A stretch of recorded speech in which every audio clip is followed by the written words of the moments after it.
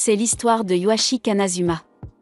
Un samouraï de 17 ans, dont toute l'expérience de vie a surtout consisté à s'entraîner dans les montagnes tout en apprenant l'art du sabre de son père. Mais maintenant que 17 ans ont passé, il a maîtrisé l'art divin du sabre dans le vent, son père est satisfait, il dit à son fils qu'il n'y a rien de plus à lui apprendre. Pour dire simplement qu'il ne peut pas être plus fort que ça. Yuichi avait déjà atteint l'apogée du style vent divin. En entendant cela, Yuichi est frustré, il veut devenir encore plus fort. Alors il demande conseil à son père, même si bien qu'il l'ait déjà surpassé. C'est alors qu'on lui dit d'aller explorer le monde. Il ne sait rien de ce qui existe au-delà des montagnes. En faisant l'expérience du monde, son cœur deviendra plus fort, tout comme Yuichi qui quitte les montagnes. Pendant ce temps, dans une maison en ville où 4 sœurs vivent ensemble, la sonnette retentit soudainement, le père de Yuichi a envoyé un message, par le biais d'une flèche. La sœur aînée Ibuki vérifie la lettre et soudain, il y a une réunion de famille, où elle explique aux autres sœurs, que quelqu'un va vivre avec elle, à partir d'aujourd'hui. Ayame, 16 ans, n'est pas assez décontractée, pour permettre à un parfait inconnu de vivre avec elle. Bien que Chieya, 15 ans, dise qu'elle ne s'en soucie pas vraiment. En fait, il serait plus sûr pour elle d'avoir un homme dans le coin.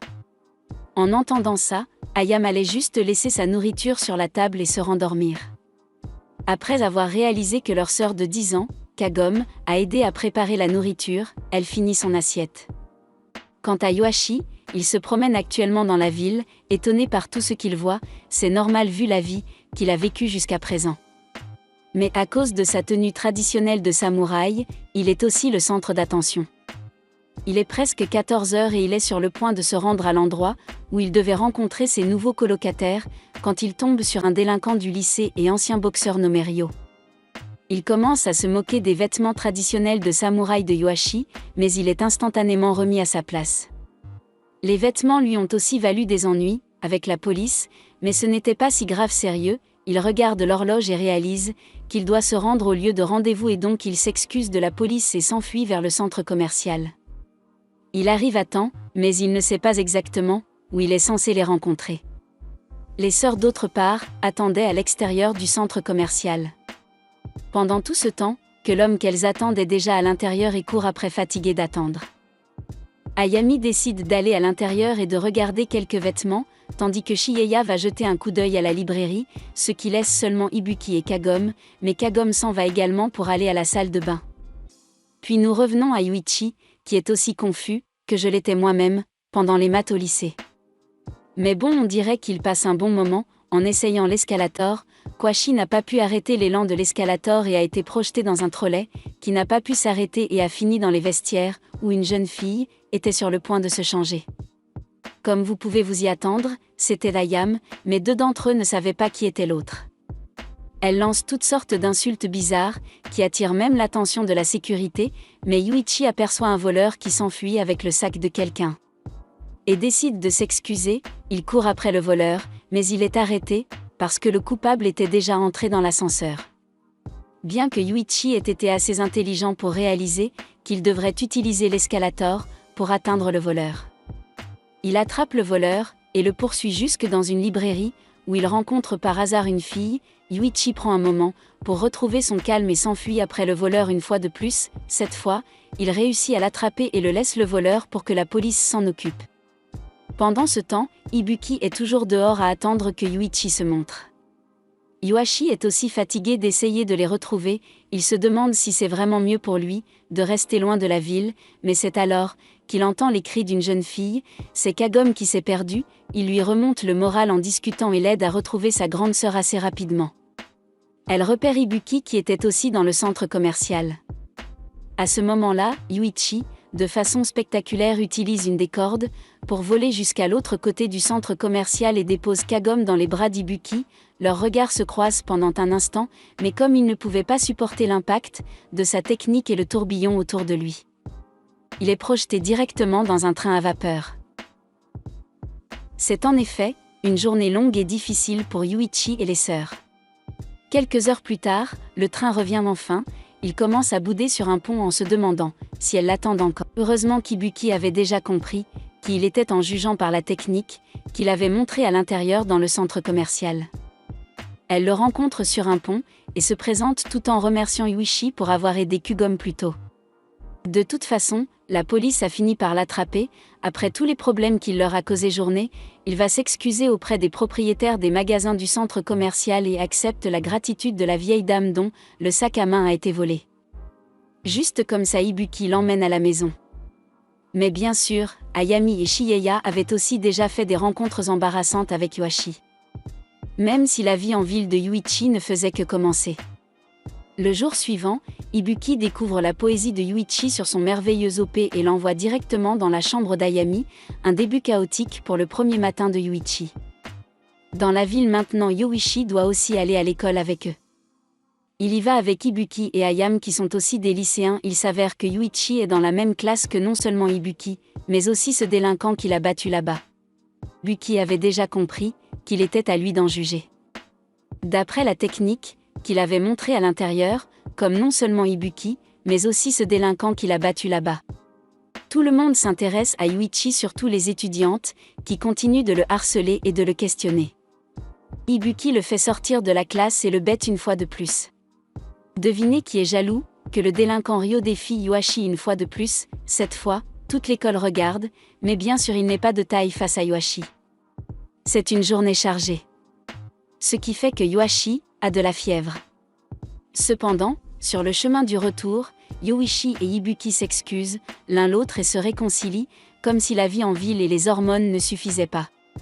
Un autre problème entre en jeu avec Yuichi, fille maladroite nommée Tsubame, transférée dans leur classe. Tu souhaites qu'elle pense qu'elle est assez mignonne, mais il se fait botter les fesses par un bookmaker. Alors c'est quoi le problème avec cette fille? Pourquoi elle a été transférée dans leur classe? Il s'avère que Tsubame vivait et s'entraînait aussi dans les montagnes avec sa subordonnée nommée Angela. Et maintenant, elle a été engagée par un certain Sakanomiya pour tuer Yuichi, selon les mots de ce dernier. Angela a un corps grand et dynamique. Ce jour-là, son subordonné la déshabille nue, juste devant Yuichi et Ibuki, et la prépare à affronter contre Yuichi, dans l'explosion du moment. Tsubame l'attaque, mais le délinquant surgit tout à coup et donne sa veste à Tsubame, pour qu'elle puisse se couvrir. Qu'est-ce que vous savez? Peut faire des choses décentes, de temps en temps, mais Tsubame était trop embarrassée, elle s'enfuit en pleurant et plus tard, elle dit à Angela à quel point elle la déteste et les arts martiaux, ce n'est pas juste. Tout ce qu'elle veut, c'est vivre une vie normale comme une fille normale, alors elles s'excusent l'une l'autre et laissent ce stupide business d'arts martiaux et commencent à travailler dans un restaurant. C'est une fin plutôt heureuse après ces événements. On voit Shieya travailler sur son manga, elle semble être dans la tourmente, alors qu'Ibuki et Yuichi se battent au sabre dans le dojo, juste devant les 4 élèves d'Ibuki et Ayami. Yuichi dépasse les bornes avec sa technique et finit par arracher les vêtements d'Ibuki. Sérieusement, on ne peut pas avoir un moment normal avec Yuichi dans les parages et vous l'avez deviné. Ibuki lui donne un coup de pied au cul, il fait accidentellement pleurer Kagame en détruisant son projet artistique. Et donc dis-le avec moi, Ibuki lui botte le cul encore une fois, pauvre Yuichi qui a toujours le plus petit bout du bâton.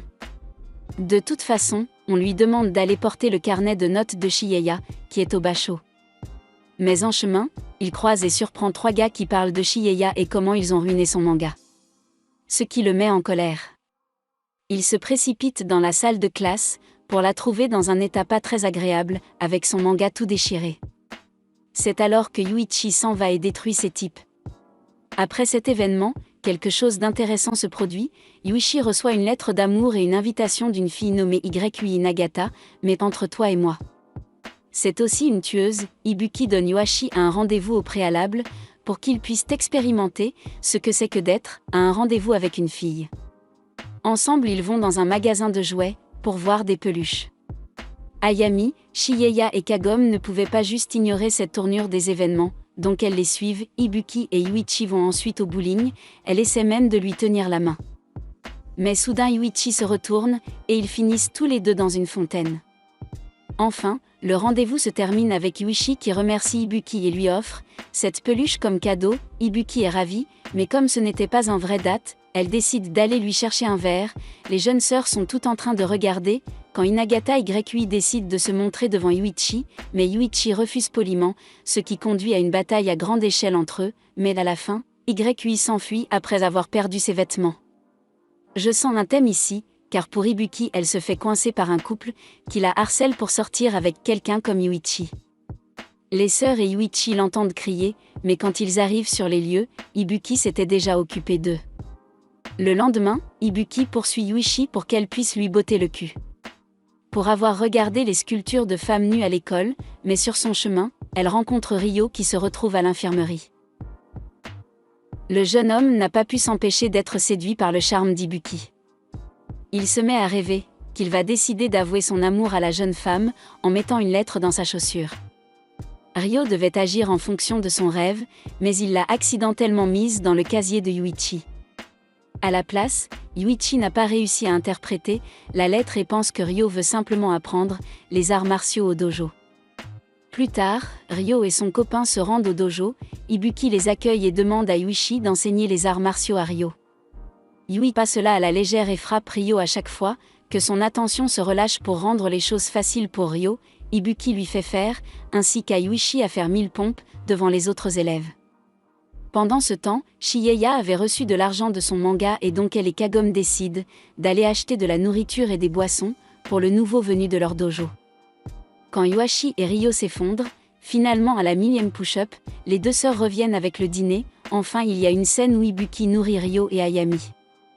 Yuashi, puisqu'ils sont tous les deux incapables de bouger leurs bras et parce que c'est un animé, il y a l'épisode tant attendu de la plage.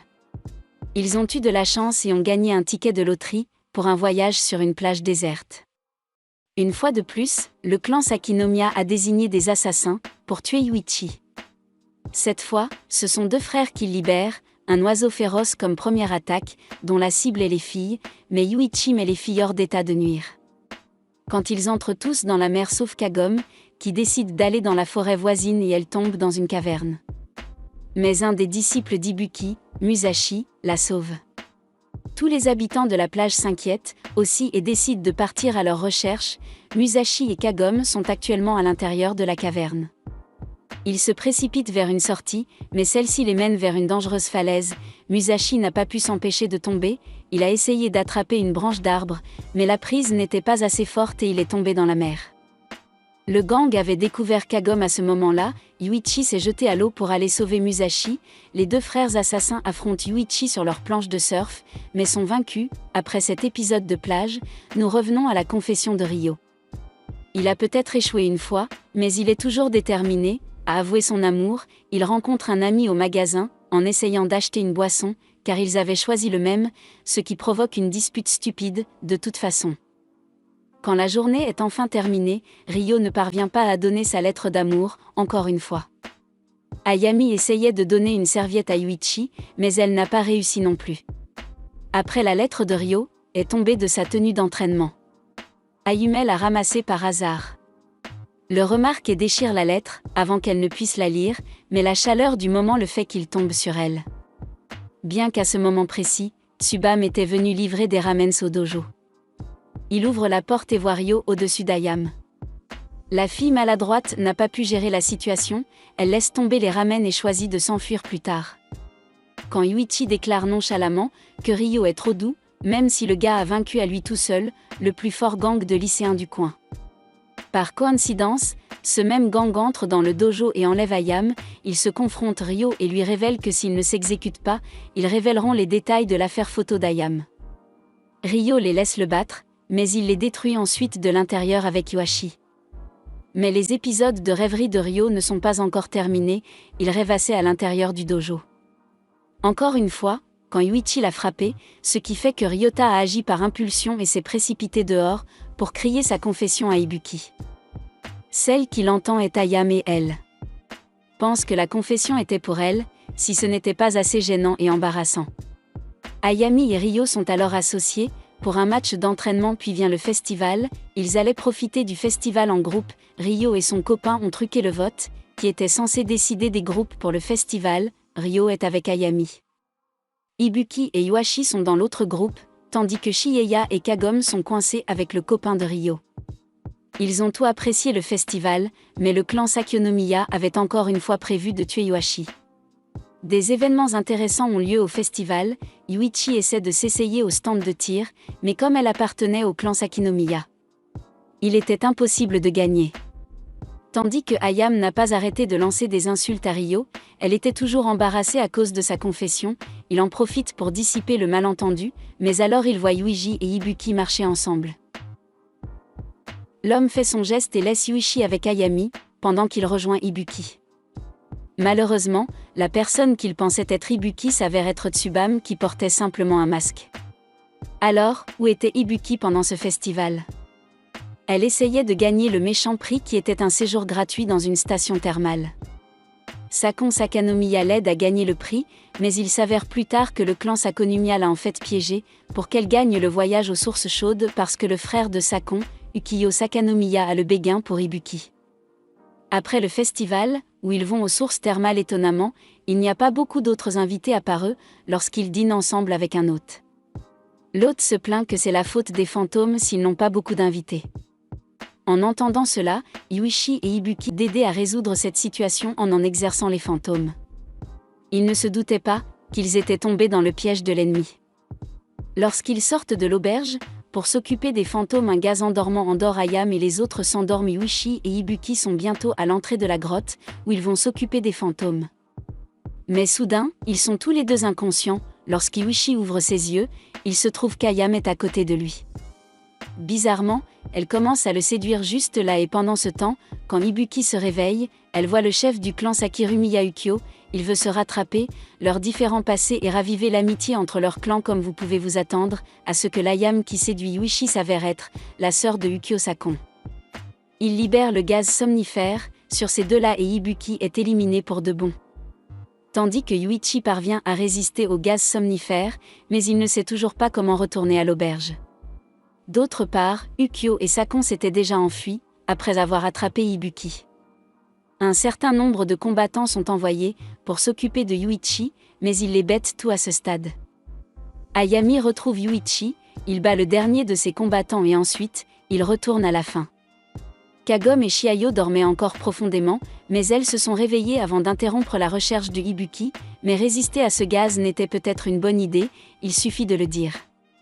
Il ne leur a pas fallu longtemps pour trouver et à récupérer l'Ibuki. Mais ce second gaz endormant a été mortel, elle est maintenant assez maladroite et n'arrive pas à se souvenir de Kagome. Pour dire les choses simplement, elle n'est pas de tout repos, et Yukio et Sakon font leur apparition au dojo. Ils proposent que si Ibuki leur est confié, ils auront le luxe de vivre en première classe de célébrité. Ryo, de son côté, tombe sur le maladroit Ibuki, allongé à plat ventre face contre terre devant le dojo. Il lui donne des vêtements et la divertit, tandis qu'Ukiyo complique la situation, en forçant Gwashi et Angela à prendre le maniement de l'épée. Ryo étant le seul avec Ibuki, elle est enlevée une fois de plus.